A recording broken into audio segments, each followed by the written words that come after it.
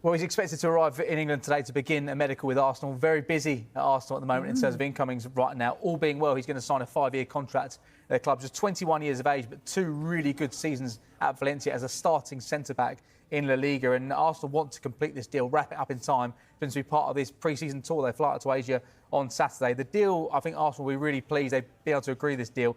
£13 million plus add-ons. I think those add-ons will be significant, but with just 1 year left in his contract, Valencia were holding out for around £25 million. They're not getting anywhere near that. Right. Arsenal will be able to use the leverage of the fact that he wasn't going to sign a new contract at Valencia. He would have left as a free agent next summer. So they've got a really good deal there. At the same time, I mentioned really busy at Arsenal. Noni Madueke had a medical yesterday. They're looking to wrap up that transfer. And of course, they're attempting to close in on having a full agreement in place to sign Victor Gyökeres from Sporting. So they've been really busy already in this transfer window. It looks like things are going to get even more busy when it comes to confirmations this week. In terms of Mosquera, where does he fit in at Arsenal, do you think? It's going to be difficult. They've got a number of really, really good defenders, haven't they? I think initially he'll be a deputy for William Saliba and for Gabriel. He's got the ability to play on both the left side and the right side of a centre-back pairing.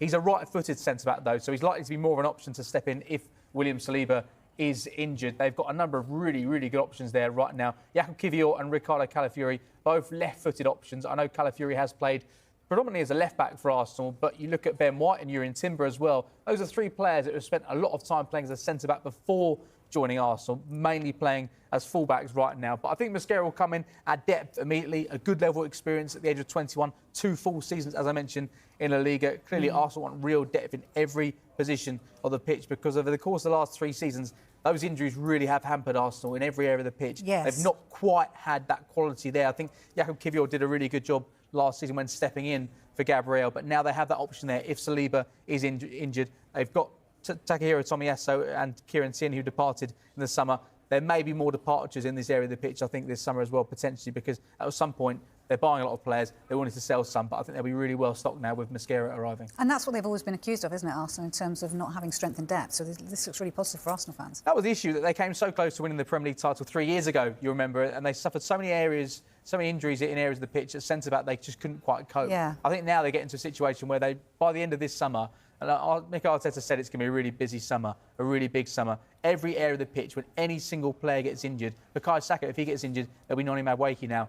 If Kai Havertz gets injured, or if Victor Gyökeres gets injured, then Kai Havertz is there. So there will be options there for Arsenal as they try to just increase the probability. That's what Mikel Arteta says, increase the probability of success. And success means for Arsenal this season winning a major trophy. But Arsenal have got over the line. It's been confirmed this morning. Christian Mosquera, the Valencia centre-back.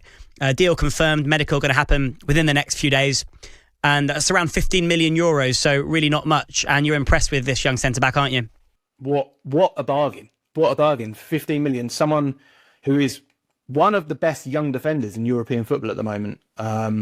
A really exciting signing for Arsenal fans to get excited about. And it's one of those ones where Mikel Arteta loves availability. Players that are reliable, can be in the squad all the time. Mosquera is that. He has played so many games over the last 2 seasons, starting 70 of their 76 La Liga games. That's more than any other player at the club. Now, in fact, Mosquera is the leading under-21 player across the top 5 European leagues for starts, games played and minutes played across the last 2 seasons. So he is a player that will be available to Mikel Arteta all season.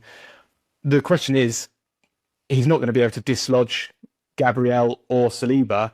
Is he another backup alongside Kiwior? And will he be willing to accept that? Having played so often at Valencia over the last 2 seasons, how can you keep him happy?